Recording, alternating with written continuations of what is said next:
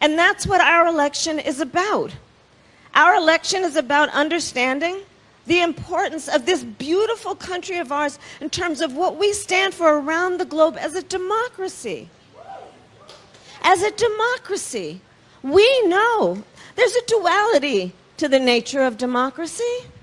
On the one hand, incredible strength when it is intact. What it does for its people to protect and defend their rights, their liberty, and their freedom. Incredibly strong and incredibly fragile.